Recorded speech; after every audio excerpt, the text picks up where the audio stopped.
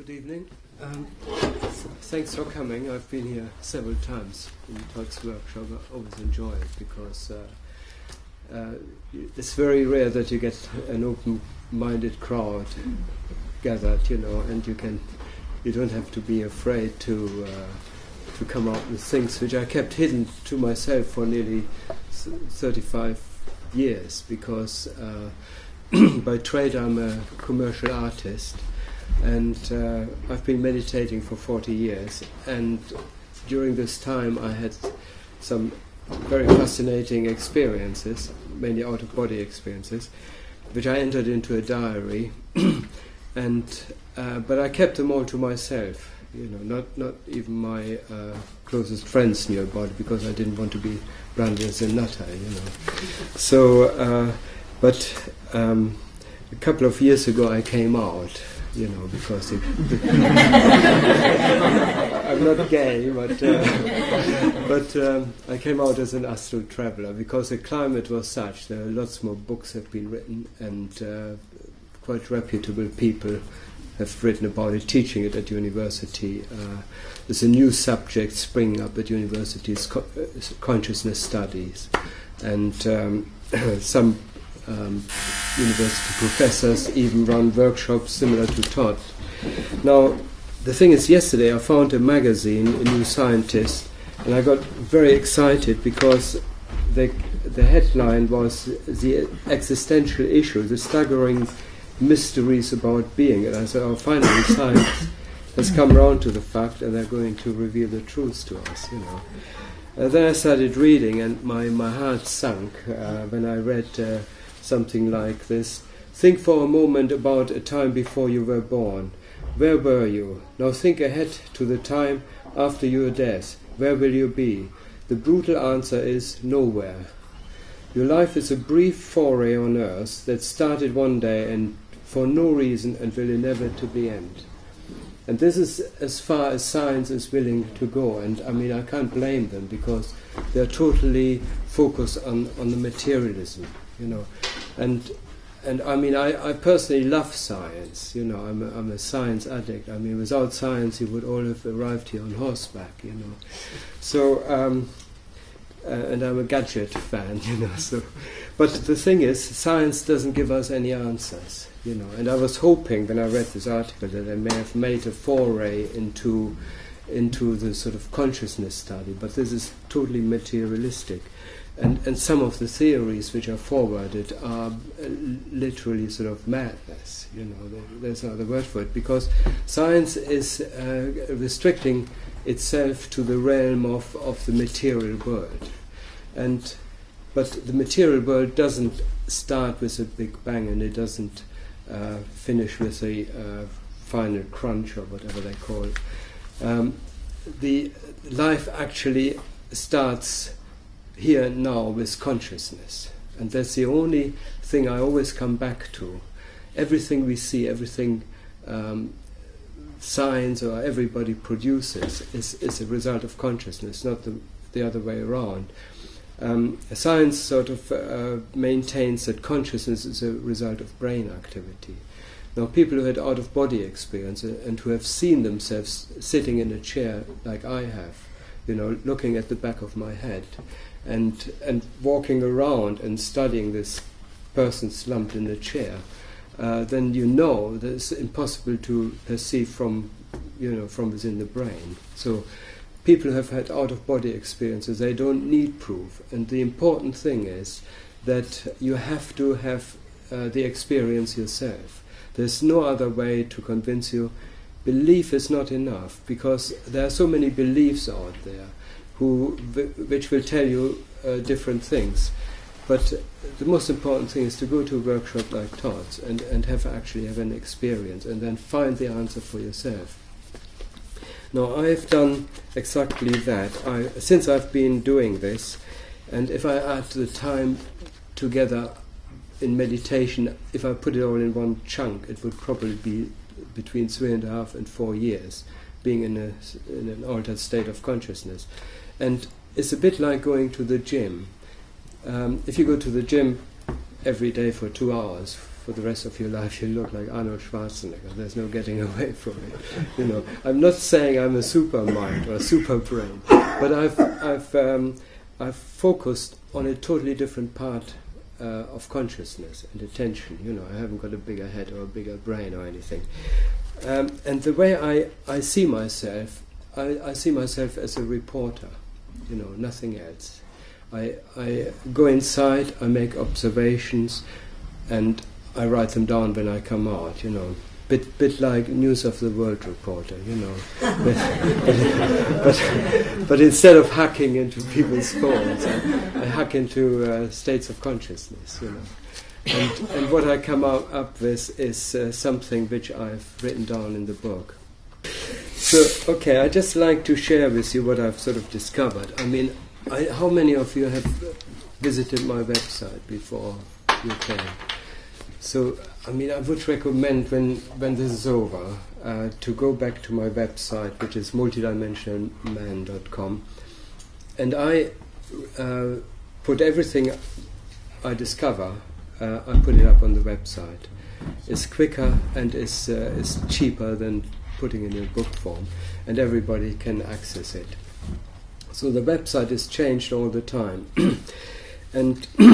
and very recently I added a totally new section to it, and that's the reason why what the talk is all about, and it's basically about a totally different state of consciousness, a state of consciousness which is a bit of a mystery, because it is also always referred to in religious terms, and very often the state of consciousness resulted in people becoming spiritual sort of leaders, But once they've seen it, it's really sort of so earth-shattering experience that many people see themselves as having a direct relationship with God, and then they come into the world and they want to tell everybody about it, simply because the overwhelming significance it has on people's lives, Now, I'm not going to do that because I don't believe in doing that. The thing is, people have to just do it themselves. There's no way, there are no words of describing it, but I want to do it nevertheless, because, as I said, I'm a reporter. I like working with pictures because I'm also an artist, but will be doing my best to put this into words, which is quite simply outside the jurisdiction of the language, the state of consciousness. And it becomes clear for people who have started to have out-of-body experiences, people who had several out-of-body experiences, they will find there are different states of consciousness and different levels, and I refer to it in my book. By the way, I've got to stress that none of what I've written is taken from other sources. Everything I've written in the book and everything I'm talking about is my own experience. I think it would be simply very boring if I started citing other people. So there's enough what I've experienced. I could probably fill another book, but I think it is important to bring these experiences out into the open. It's a bit like drawing a map, and that's all I want to do. I want to draw a map for people so they have guideposts. When they have similar experiences, they can find their way around. And I started breaking the whole thing down into dimensions, and I talk about multidimensions. And I mean, there are different systems of referring to it. One very commonly used is the astral plane and the mental plane. I didn't want to borrow words. I thought I use my own language and I can categorize it better, and I refer to it as the lower dimension, the medium dimensions, the higher dimensions, and what I'm talking about tonight is the superdimensions. These are all levels of consciousness which we will all experience one day anyway, whether we do meditation or not. We will enter the state of consciousness simply by the act of dying. And the first level we go to will very likely be the lowest level of consciousness, which is simply a replica of our planet Earth. And it's very similar. And some people who have no knowledge of an afterlife, know nothing about it, they simply don't realize that they've died, because the world they enter into is so startlingly similar, even discarded vacants. There's nothing there that doesn't exist on this plane, and it's basically a shift in reality. We are entering of everything that exists as a copy, which is a finer energy copy of it, which forms this glass. So whatever is here, there's also a copy of the next level. So when people die, this is very often the first level they go to.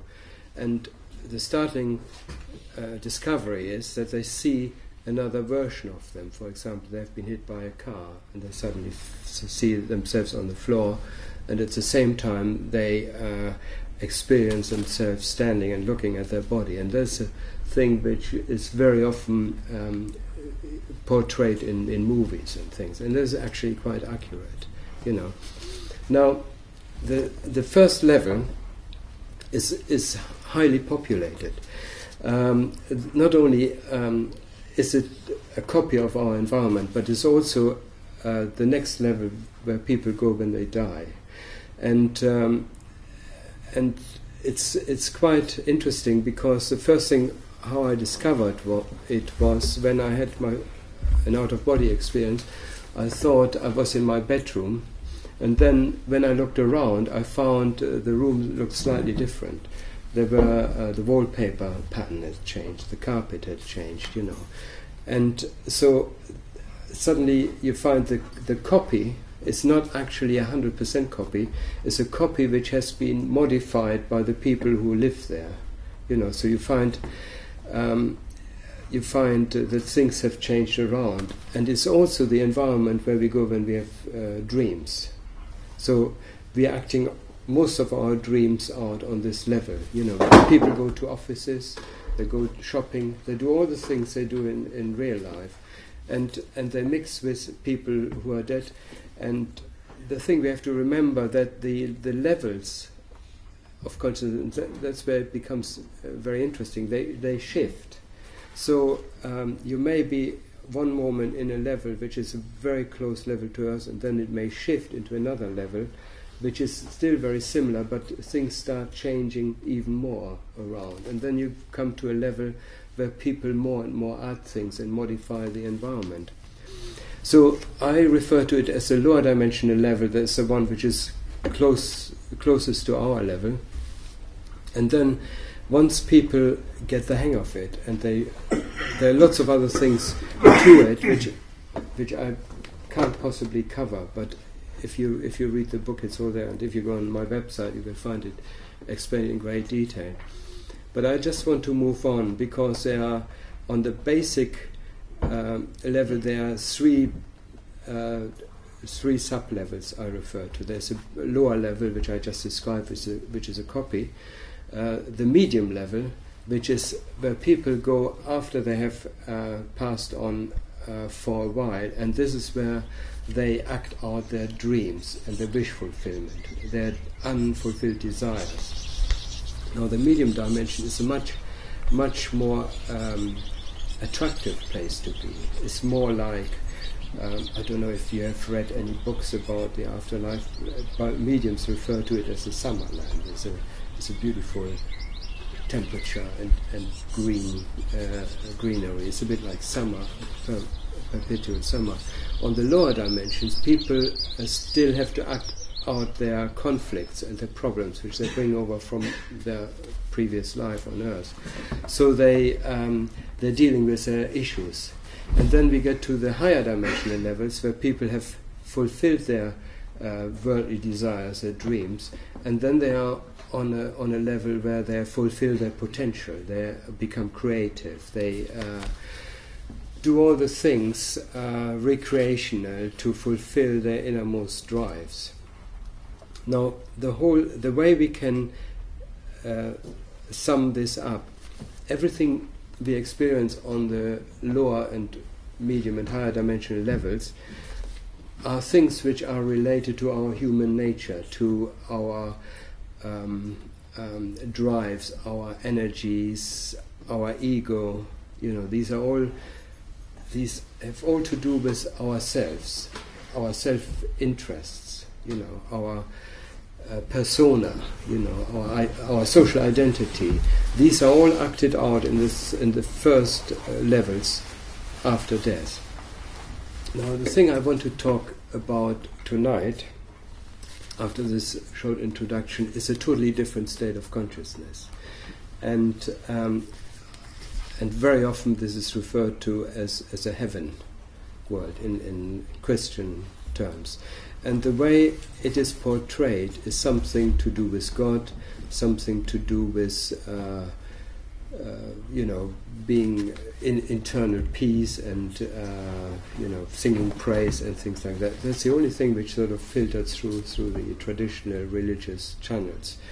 And if you try to find authentic reports, it's very hard to come by.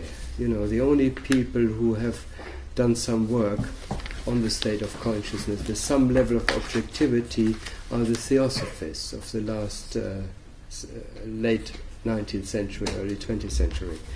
And it was Annie Besant and Ledbetter and Madame Blavatsky. They've written a lot about it. Now, I haven't read all of it, but what I've read it's quite accurate when I compare it with my own experience. But of course, this is 100 years ago, and our understanding of psychology wasn't as abundant, and the language used to interpret it was a little bit different to what it is now. And the other thing is, also when you start having out-of-body experience, you may actually get into these regions. You may actually break through the barriers and get into a new kind of consciousness, and it's very important to know what it is.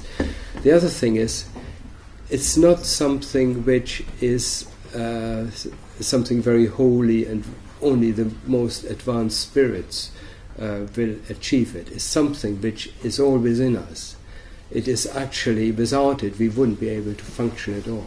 It's a natural state of mind, and we can all attain it, and we will eventually, at some point, we will attain it. This is the most natural state of consciousness of our human nature. It's just that we haven't spent time to focus on it, because we don't have any idea that it exists. The only idea we have is being given to us via a sort of Christian or Muslim or whatever religious tradition, and it usually dates back thousands of years, and all we know really are cliches. Now, the first thing I have to say is that it is impossible to attain this state of mind or enter it into it with our traditional sort of makeup as human beings, as psychological entities, as social entities, because to enter the next state of consciousness requires that we have to loosen our ties to our social identity, our ego, because there's no room for this consciousness to accommodate these self-interests of ourselves. And that is something which is very hard to do, because either it takes a lot of meditation practice, it takes some religions, for example, Islam, they teach that at the heart of Islam is an attitude of surrender. And in Christianity it's love. But they both have one thing in common. In order to get you to the kingdom of heaven, as their prophets and Jesus and these spiritual leaders told us, one essential requirement is a total surrender, and by surrender is meant to give up your ego identification. The idea that you are a limited self, and give up your self-interest. And the Christians at the heart of the Christian belief is it's the love. When you have a feeling of love, you transcend your self-identification and your ego identification. And the Muslims say they surrender to God. It's the same sort of thing. You're not yourself anymore. You surrender to another power. Now, around these principles, of course, a whole religion has been built up. There's lots of things you have to believe, do rituals, and it was added to over the centuries until it became a big, clumsy thing which did more harm than good to a lot of people. That doesn't mean there aren't any Christian or Muslim who can attain the sort of higher state of consciousness simply through the practice. But the problem is, if we adhere to belief systems, we immediately bring ourselves back into the spectrum of the self, because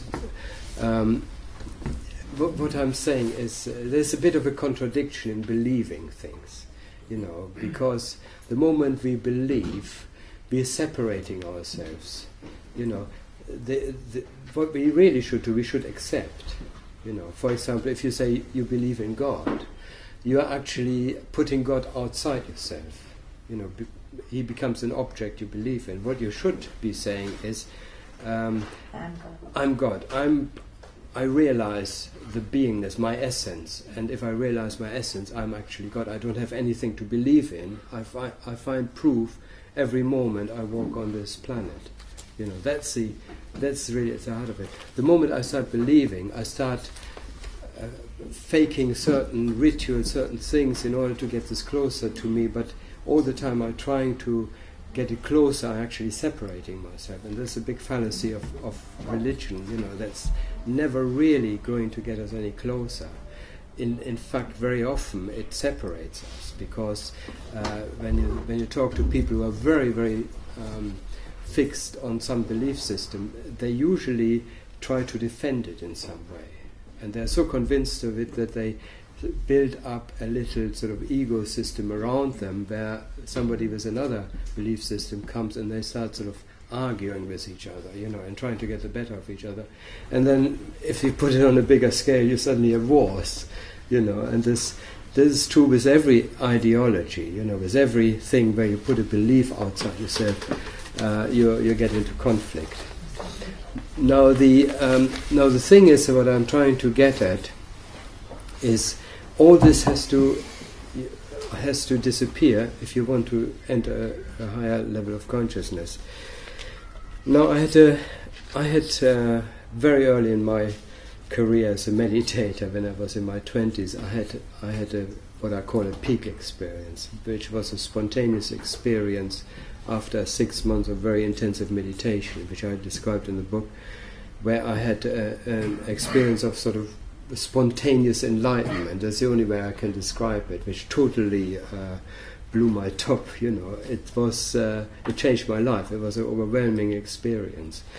And then a few years later, in 1980, I had a similar experience when I was having an out-of-body experience. And again, this forms the last chapter of my book, which was a period of 2 hours. And I went literally through all the levels of consciousness which I described, and then went into the higher states of consciousness, and I tried to give a graphic description, as graphic as I can. Now, my main belief in my life was, when I started off meditation, I didn't want to find a new belief system. I didn't want to believe in something. I didn't want to read other people's books. I thought, if there's some truth out there, but the very fact that I'm made out of atoms like everyone else gives me the potential to find out what is at the heart of the atoms I'm made of. So all the knowledge which is out there, and the people who have sort of written about it, if they can write it, I can do it myself as well. I just have to look hard enough and look into myself. So I don't need other people, other philosophers to tell me what it's all about. Because the only way to convince yourself of a truth is to actually experience it, you know. And then once you have experienced, you don't go and shout about it. You know, you don't need to, because you know you can't convince anyone else, because they need to convince themselves. So you don't become a preacher, you know, you don't sort of create a religion. You just shut up about it, and sort of the best thing you can do is give people maybe meditation techniques or certain techniques to discover, find a key to them inner selves, a bit like what Todd does in his workshops. You know, that is very, very acceptable. But you don't preach about it, because you know very well the truth you realize is not the truth that everybody else realizes. They experience it in a different way.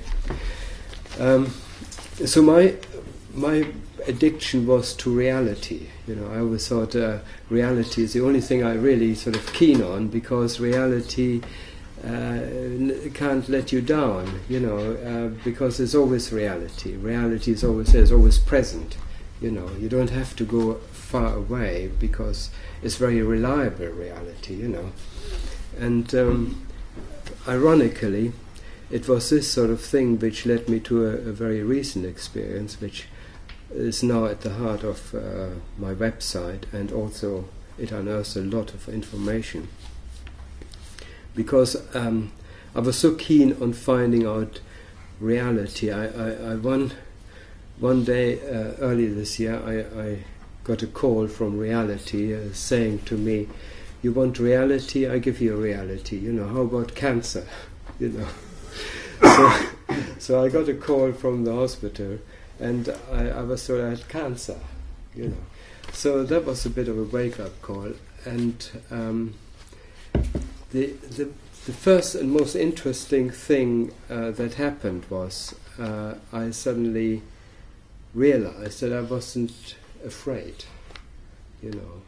I had about 7 friends sort of died of cancer, and just a few weeks ago, a friend of mine, two of my friends died, one of the same type of cancer I was diagnosed with. But I realized suddenly what I always thought was a theory, having out-of-body experiences, obliterates the fear of death. You realize and you know from deep down that you just simply cannot die, because you have proven it to yourself. Now that was the first thing. There was no fear, and that put a totally new slant on my life for a few weeks. I tell you this because it's very important, and I still regard this as one of the key experiences in my life. Because what happened was, the moment I found out, I suddenly relaxed. I said, okay, if I'm going to die, I might as well enjoy life. So from then on, I focused totally on the present, every moment.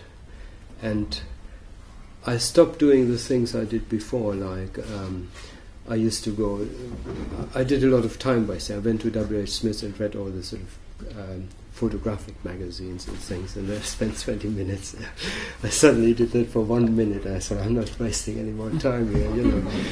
And then I started to focus so intensively on the present that I experienced nearly every day incredible highs, you know. And I went into town, and all I could see was consciousness. Wherever I looked was consciousness. There were people, and it was a terrific feeling. It was like the whole my front room had become the whole world outside had become an extension to my sitting room. You know, wherever I walked, I was at home. You know, there were no strangers. You know, there was only energy, consciousness. You know.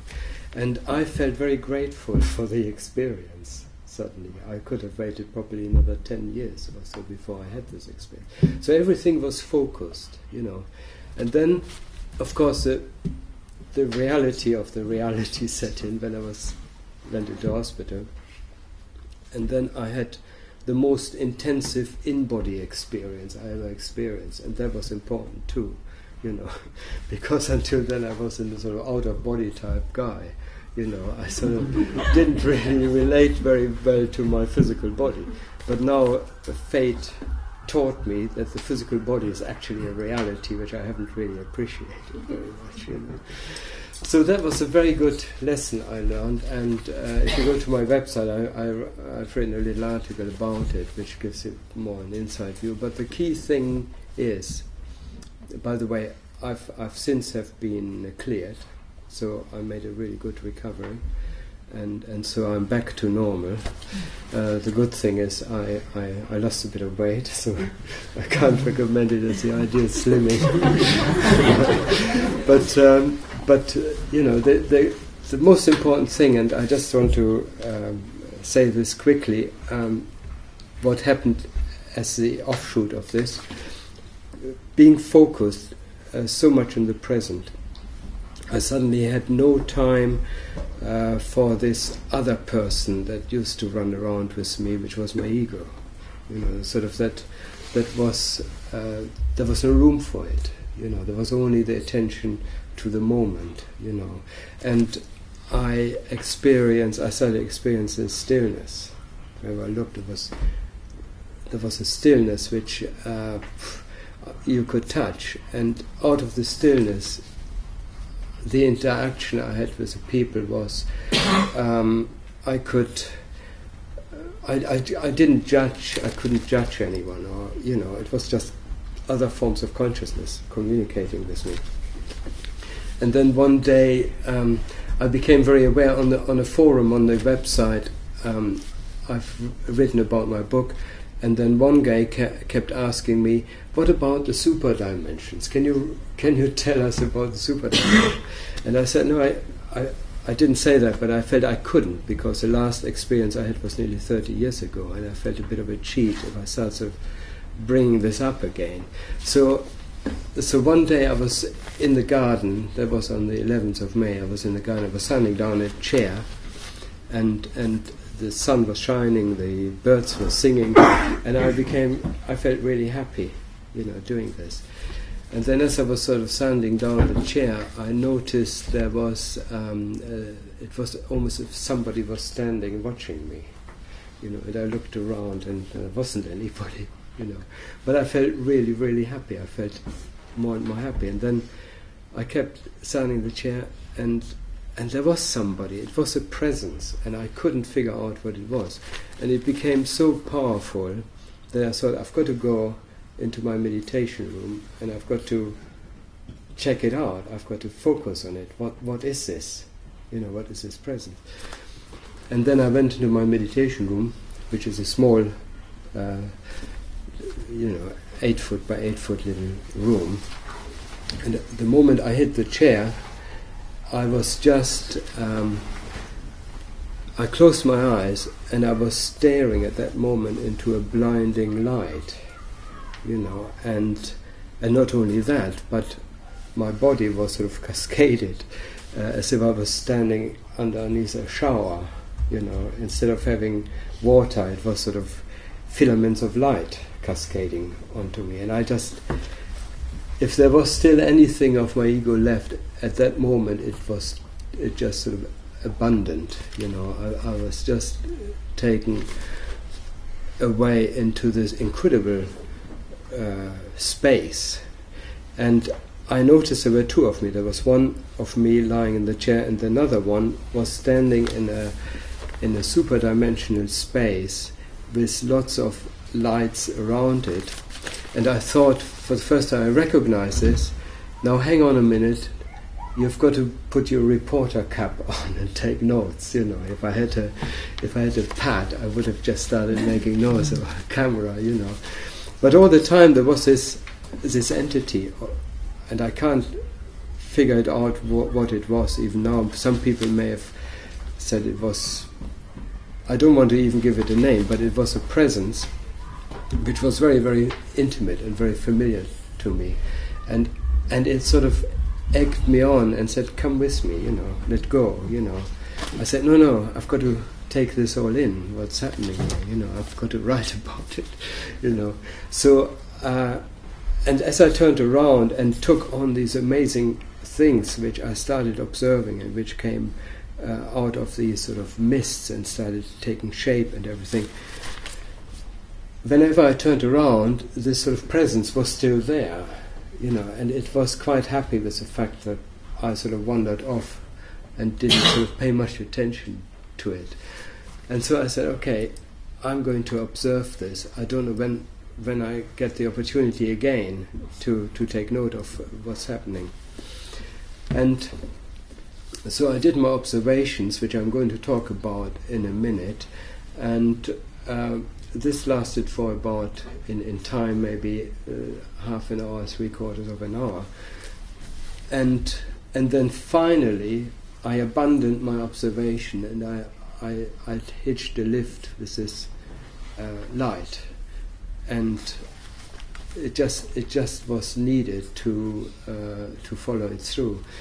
But the important thing is that I discovered there is a very, very powerful and a very familiar state of consciousness, and the best way I can describe it is that it is a very intimate part of ourselves, and there is not a human being in the world who hasn't got it at the root of their beings. The only difference is we don't spend enough time to focus on it. We don't give it enough attention. We are too wrapped up in ourselves, in our lives. But I found that is the feeling of home. It's actually rooted right inside us, and that's where we belong. And I discovered, okay, once we arrived here, once we all arrive at this level, this is where our true evolution as human beings will begin. At the moment we are just animals. We are so focused on survival, on feeding ourselves, on fighting. We haven't evolved out of the animal kingdom. The moment we enter this sort of higher state of consciousness, or the superdimensions, I refer to it, we become human in the purest sense, and when that becomes a common denominator in our evolution, then we will really start behaving like human beings. Now, I've got 20 minutes. I just wanted to talk to you a little bit about the discoveries I made, and if I don't cover it all, I do recommend you go onto my website, because I've only just started writing about it, because what I've seen there, the first thing you have to bear in mind, I spent an hour in the state of consciousness. Now there is no time. Time doesn't exist. When you get a flash of inspiration, that inspiration can encompass 10 years, if you like, because our cognitive behavior totally changes. At the moment when we are thinking through the brain, we think linear, one thing after another. When you enter the superdimensional state of consciousness, you think multilateral. Instead of thinking in a linear fashion, you suddenly realize the thing in its essence. Let's say you take a concept like any sort of idea.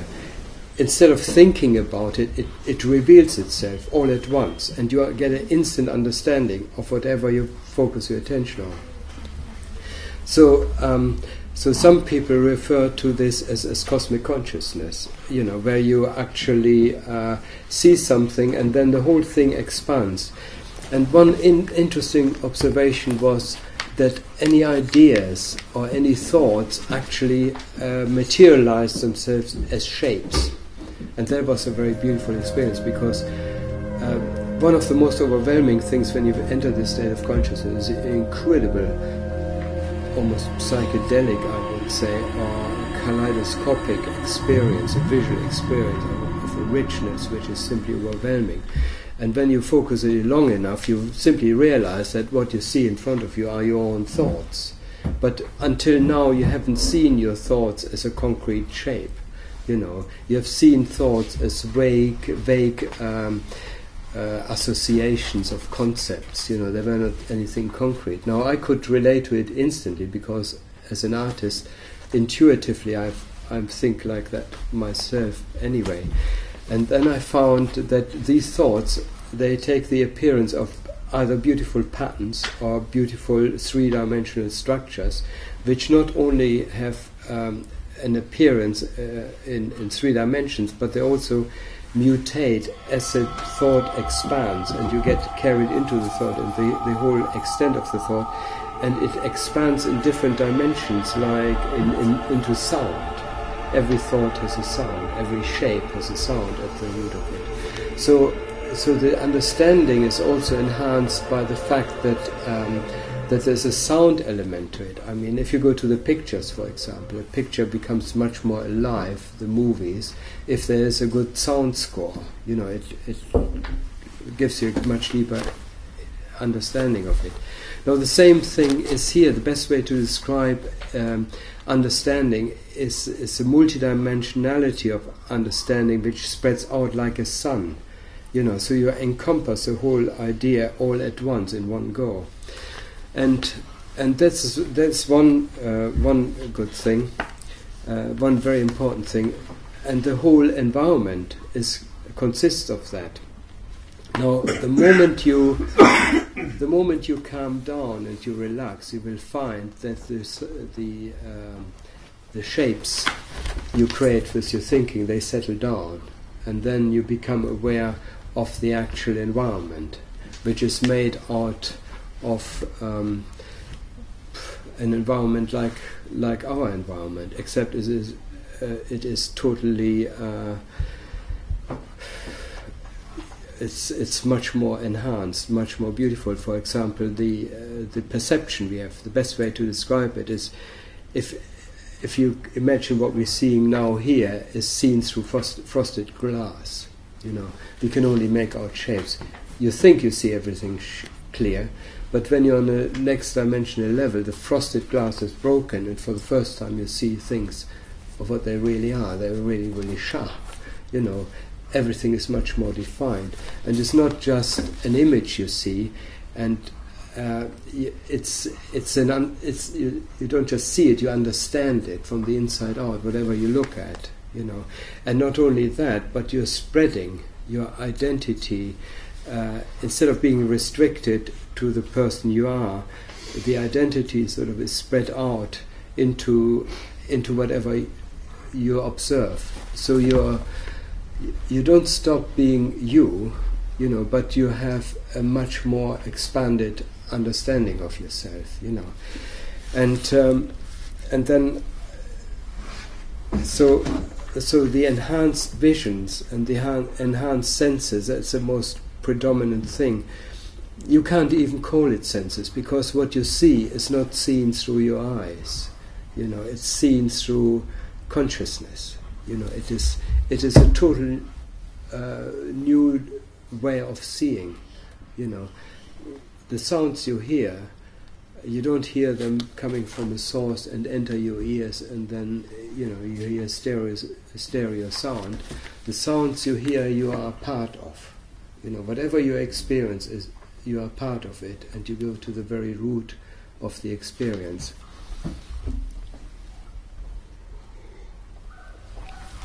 Now, the other thing I want to say, which also was a very beautiful experience, you can take anything you see, anything you observe, look at it, and until it reveals its root energy level, which is at the root of everything that exists.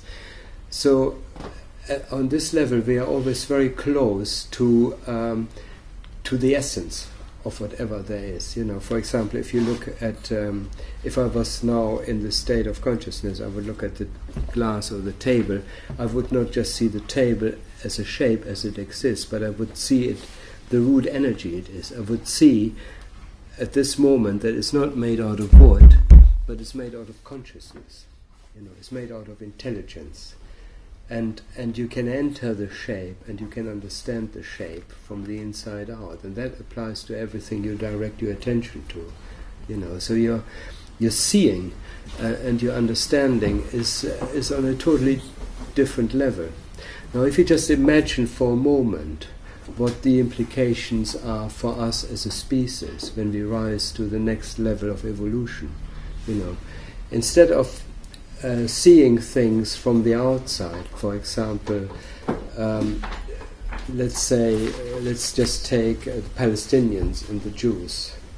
For example, from this state of consciousness, the Jewish people would become the Palestinians, and the Palestinians would become the Jewish people, and there would simply be no reason for conflict. Because what would happen? There would be an instant and deep understanding. The conflicts would just sort of, play themselves out, and we would suddenly become a totally new species. And I think we are now at this threshold. I don't know how long it will take. Maybe it will take another 1,000 years. I don't know. But the potential, is already here. It's ours. We just have to shift our focus from the external world, from our pure survival instinct, to an awareness of reality as it presents itself. Now, I just want to talk a little bit about how we can actually achieve that, because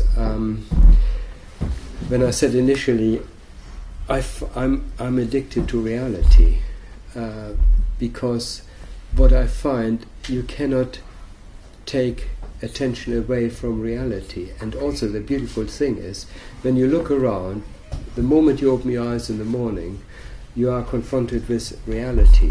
And if you really look at reality from the inside out, you find that the reality is actually consciousness. It's made out of a living light, And if you practice seeing it like that, you will find there's nowhere to go. There's nothing to gain. You just habituate yourself into a state of stillness. And that is a key word which I use for this sort of state of consciousness, is stillness. To rest in stillness, in an awareness of what is, and then go through life without making any judgments, just being aware of what is, accepting what is, and dealing with it in an effective way. It doesn't make us incapable of acting in the world. In fact, it makes us much more capable of acting, because we are acting from an inner inspiration. The moment we see that the people we are dealing with, they are units of consciousness, which are the same consciousness as I am. We are dealing with people in a totally different way. For example, can you imagine a road rage, where you see the other person who is sort of cutting you off as part of yourself? The instinctive feeling is, when you get into a situation, to sort of, to feel for the other person who has cut you up, and not be angry about it, because obviously they acted in a moment of sort of unawareness, and gradually by, seeing the world from this viewpoint, from the stillness, you find that the world is actually very, very familiar to you. Everything is familiar. No matter where you go on this planet, you are on home turf. No matter what people you meet, they are related beings. They are fellow souls. I know it's very hard when you go into the office and you're confronted with a boss who is a tyrant, or a work colleague who is a bully, but it gives you a new weaponry to be with a person, because the moment you stop behaving or reacting to it, you suddenly find that the person who is confronting you, they're disarming themselves, because there's nothing to react against.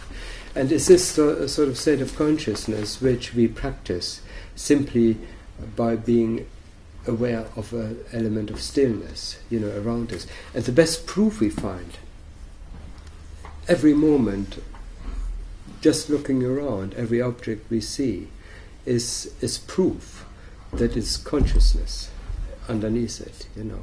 We don't have to believe in it. We find proof the moment we open our eyes.